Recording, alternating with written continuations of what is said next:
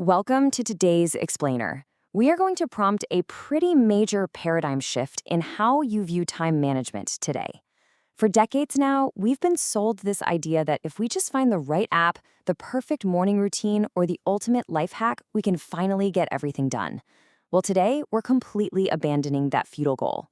We are diving into some profoundly freeing insights from Oliver Burkeman's book, 4,000 Weeks, and we're going to explore why simply accepting your limitations is actually the ultimate productivity hack. Okay, let's just dive right in by confronting a visceral, mathematical reality check about the actual span of a human life. Before I give you the answer, I want you to just guess. Off the top of your head, no mental arithmetic. How many weeks do you think the average person can expect to live? A lot of people naturally assume it's this massive number, right? Maybe something in the hundreds of thousands. I mean, it just feels like life stretches on forever. Well, assuming you live to be 80 years old, you have a terrifyingly, almost insultingly short lifespan of just 4,000 weeks on this planet. That is literally it. 4,000. Even the oldest person on modern record, a French woman named Jeanne Calment, who lived to be 122, she only got about 6,400 weeks. When you frame it in such startling mathematical terms, it really shifts your perspective, doesn't it? Suddenly a single week feels so much more substantial. And if you want to feel even smaller compared to the duration of all human civilization, our time is just a tiny, tiny blip. A modest six-figure number, roughly 310,000 weeks, is the approximate duration of all human civilizations since the ancient Sumerians. So we're talking about the dawn of agriculture, the rise and fall of whole empires, the invention of the printing press, all the way up to the smartphone era. And it's all wrapped up in just 310,000 weeks. On almost any meaningful historical timescale, we are here and gone in an absolute flash. This brings us to Section 1, only 4,000 weeks.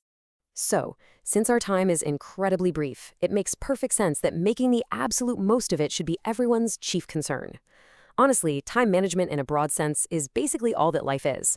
But as Oliver Burkeman outlines, our modern obsession with productivity is actually a deeply narrow-minded trap. We are so obsessively focused on cranking out tasks or hitting inbox zero or perfectly batch cooking our meals every Sunday that we completely miss the point of our brief existence. The world is just bursting with wonder, but it's a rare productivity guru who considers that the ultimate point of all our frenetic doing might just be to experience more of that wonder. Instead, we treat our lives like a conveyor belt of chores to get through, rather than an experience to actually participate in.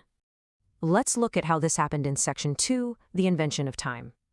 To understand why we feel so constantly rushed and overwhelmed today, we have to step back into history and see how the very concept of time as we know it was entirely manufactured. Think about medieval peasants. They operated on what historians called task orientation. They organically worked with the seasons. You milked the cows when they needed milking. You harvested crops when it was harvest time. They didn't feel pressure to save time or guilt for wasting it because they didn't experience time as this abstract timeline separate from life itself. Actually, if they needed to measure a short duration, they'd refer to a pissing while, which, requires no explanation, rather than minutes or seconds. But the Industrial Revolution, driven by mechanical clocks, changed everything. It turned time into an abstract conveyor belt, a measurable resource that had to be squeezed, bought, and sold. We stopped just living in time and started trying to master. And because of this shift, we assumed technology would eventually free us. The famous economist John Maynard Keynes made a really striking prediction back in 1930. He essentially prophesied that we'd have a 15-hour work week by now, thanks to technological advancements. He genuinely thought the great challenge of humanity would simply be figuring out how to fill all our leisure time without going mad from sheer boredom. But he was totally wrong. Why? Because humans just kept finding new lifestyles to aspire to. Instead of enjoying our incredible technological wealth and taking a break, busyness became a badge of honor. We just kept working harder to keep up with the constantly moving goalposts of success. Now for Section 3, the efficiency trap. It turns out our attempts to manage our time often actually make things infinitely worse. We fall into the efficiency trap primarily because of Parkinson's law, famously defined as the adage that work expands to fill the time available for its completion. The crucial takeaway here is this. Rendering yourself more efficient doesn't actually result in the feeling of having enough time. Making yourself more efficient just generates new expectations and a whole bunch of new things to do. If you get a reputation for doing your work at amazing speed, your reward isn't going home early to relax. No, your reward is getting handed more work by your boss because you're the reliable one who can get it done. Take the vicious cycle of email as a perfect example of this. Trying to hit inbox zero is literally like Sisyphus pushing his boulder up the hill for all eternity, only to watch it roll right back down. Processing messages quickly mathematically guarantees you will receive more of them. You reply faster, they reply back to you immediately, and suddenly you're receiving exponentially more email overall. By trying to conquer the inbox, you don't empty it. You just become a limitless reservoir for other people's expectations and demands. And we see this trap on our personal lives too. We mistakenly think convenience apps like rideshares or online food deliveries save us time. But convenience culture eliminates friction, and in doing so, it accidentally drains our lives of everyday meaning. By eliminating the friction of things like waiting in line, walking to the post office to mail a handwritten card, or just chatting with the locals at a restaurant, we lose the textures that make life livable. We end up trading meaningful human interaction and serendipity for a smooth, sterile screen. We save a few minutes, sure, but we lose the actual experience of living. Which leads us to our final part, Section 4, Embracing Your Limits. Since we can never get everything done and trying to get everything done just creates more things to do, what on earth is the answer? Well, as this profound quote from the book's Front Matter by Charlotte Joko Beck highlights, what makes our finitude unbearable is our mistaken belief that it can somehow be cured. The illusion of a cure is exactly what drives our anxiety. We think if we just try hard enough, implement the perfect system, or force ourselves to wake up at 5 a.m., we will finally achieve a godlike, limitless control over our lives. But it's an illusion. You are a finite human. Accepting that is the absolute first step to true freedom.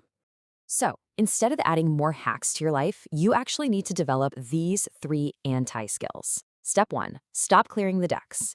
We often spend our whole day doing trivial tasks, like answering pointless emails, just to clear the decks for the important stuff. But the decks just fill right back up, and we never get to our real passions. You must intentionally leave small tasks undone.